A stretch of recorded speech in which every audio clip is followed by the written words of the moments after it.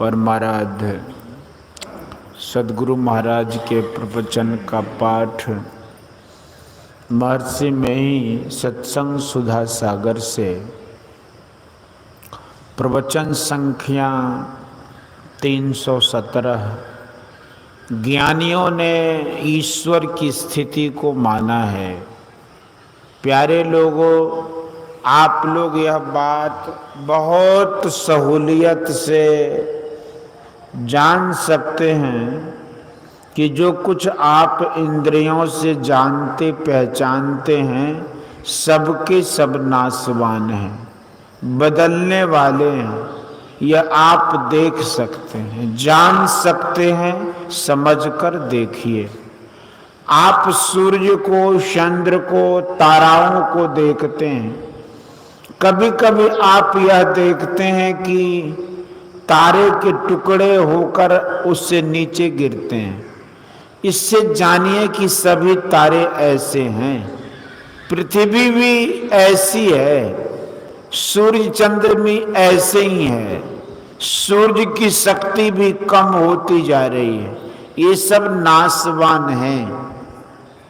पृथ्वी से लेकर प्राकृतिक सभी दृश्य तक समाप्त हो जाएंगे। इस संथाल परगना में घूम घूम कर मैंने देखा है कि सड़े पत्थर भी यहाँ है। पानी पड़ने से उससे गंध निकलती है। कितने पत्थर चूर चूर होकर कण कण हो गए हैं। और जीवित पत्थर भी आप लोग देखते हैं। लोग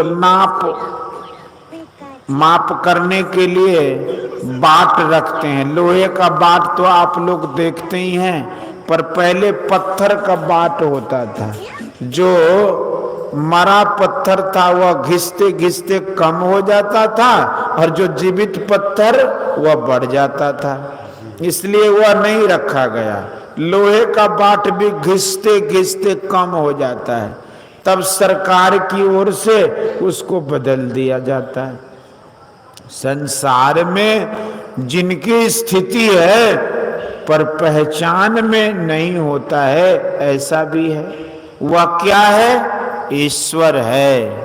ईश्वर को सर्वव्यापक कहते हैं। ईश्वर सब में रहते हैं, सदा रहते हैं, सबके अंदर रहते हैं, सबके बाहर रहते हैं। यह कैसा सत्य है कि अपने शरीर के भीतर हम रहते हैं, उसको भी नहीं पहचानते। ज्ञानियों ने, साधकों ने संसार को कह दिया कि यदि तुम शरीर में रहते हुए अपने को नहीं पहचानते हो तो क्या तुम नहीं हो? सभी कहेंगे कि मैं हूं, लेकिन अपने तरी को तुम पहचानते नहीं। ईश्वर तमाम संसार में है और तुम्हारे शरीर के अंदर भी है, लेकिन उनकी भी पहचान नहीं होती। ज्ञानियों ने ईश्वर की स्थिति को माना है, लेकिन उसकी पहचान हमको नहीं होती, क्योंकि इंद्रियों से जो ज्ञान होता है उसी का ज्ञान हमको है। इंद्रियों से जिसका ज्ञान नहीं उसका ज्ञान नहीं होता है। इंद्रियों से विषयों का ज्ञान होता है, वह नाशवान है। जो नाशवान नहीं है उसकी पहचान इंद्रियों से नहीं होती। यह संसार पहले नहीं था, तब जो था वह ऐसा था जिसका कभी नहीं होना हो ही नहीं सकता। देश और काल तब भी नहीं था, फिर भी जो था वह इतना महान था कि उसका शुरू और खत्म अंत नहीं था। वह अनादि अनंत असीम अपरिमित था। सबका फना नाश होता है, उसका फना कभी नहीं होता। वह बना नहीं, वह आता नहीं और वह नाशवान नहीं है। उसका ज्ञान इंद्रियां कैसे पा सकती हैं? इंद्रियों के द्वारा पहचान उसकी नहीं, अपने तई से उसकी पहचान होती है, इसका भी नाश नहीं होता। जिन इंद्रियों से नाशवान पदार्थ को पहचानते हैं, उन इंद्रियों से जीवात्मा की पहचान नहीं होती। तत्व रूप में जो ईश्वर है, जीवात्मा भी वही है। अंतर यही है कि जीवात्मा अंतःकरण और शरीर के आवरण से आवृत है। इसके लिए और भी ख्याल विचार हो सकते हैं, लेकिन हमारे यहाँ ऐसा ही रहते हैं। कहते हैं तत्व रूप में, जिस रूप में भेद नहीं, भेद रहित, भेद शरीर और अंतःकरण में है। शरीर और इंद्रिय से जो ढका नहीं है वह परमात्मा है। दोनों तत्व एक ही एक है। इसलिए अपने आप को अपने से पहचानो, यह कोई आश्चर्य नहीं है। जिस तत्व का जीवात्मा, उस तत्व का परमात्मा, इसलिए जीवात्मा परमात्मा को पावेगा। यही संतों ने कहा है। कबीर साहब ने कहा कि स्वरूप अखंडित व्यापी, चैतन्य चैतन्य, ऊंचे नीचे आगे पीछे दाहिने बाएं अनन्य, बढ़ाते बड़ा छोटते छोटा, मैं ही ते सब लेखा, सबके मध्य निरंतर साईं, दृष्टि दृष्टि सो देखा। दृष्टि दृष्टि यानी दृष्टि को भी देखने की शक्ति देती है। शर्म दृष्टि से वह देखा नहीं जाता है, रूह से, आत्मा से खोजो। इसी की कोशिश को ईश्वर की असली भक्ति कहते हैं, जिससे ईश्वर की पहचान होती है। यहाँ सत्संग स्थल में सुन्न पहले से ही है, लेकिन सामियाने का पर्दा कर दिया है, तो इसके अंदर सुन गिर गया है, लेकिन बाहर में भी सुन्न है। उससे यह मिला जुला है, अलग नहीं है, तत्व रूप में एक ही है। घेरे के अंदर का आकाश पटाकाश और बाहर का आकाश मैदाकाश कहलाता है।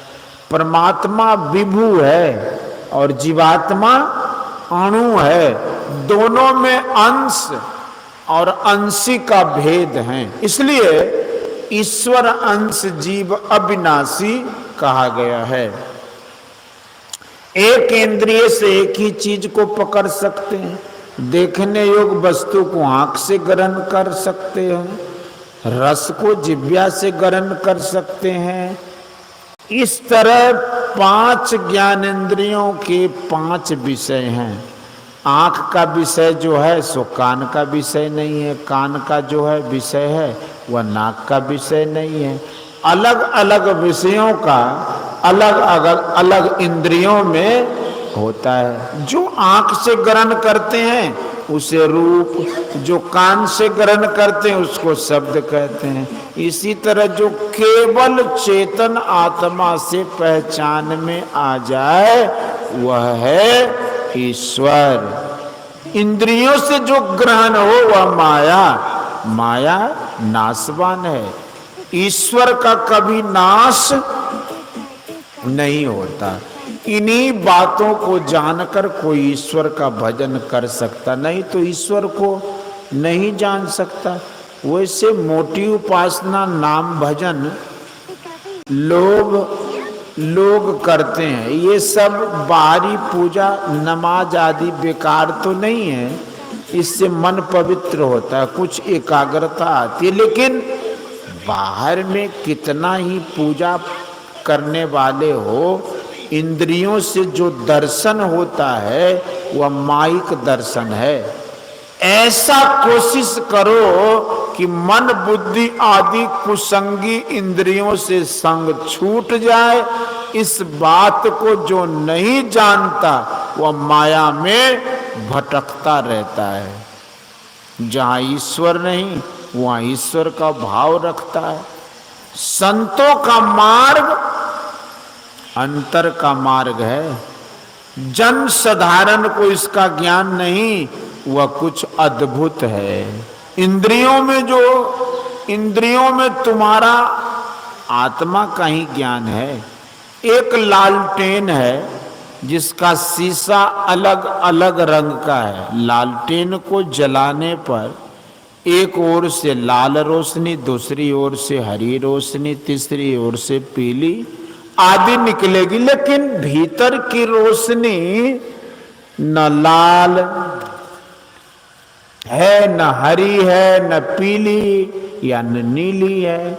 इंद्रियों के ज्ञान में रूप, रस, गंध, स्पर्श, शब्द, ये 5 शीशे हैं।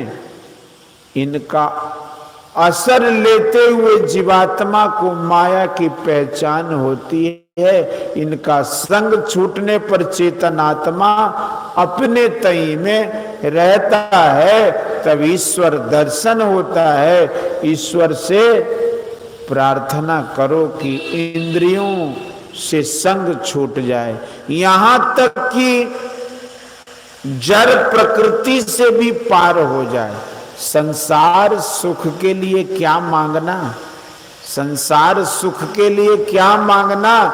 संसार के सुख दुख तो आते जाते रहेंगे। कोई भी नबी, पैगंबर, ऋषि मुनि, साधु महात्मा ऐसे नहीं आए कि उनको कोई कष्ट नहीं हुआ है, नहीं हुआ हो।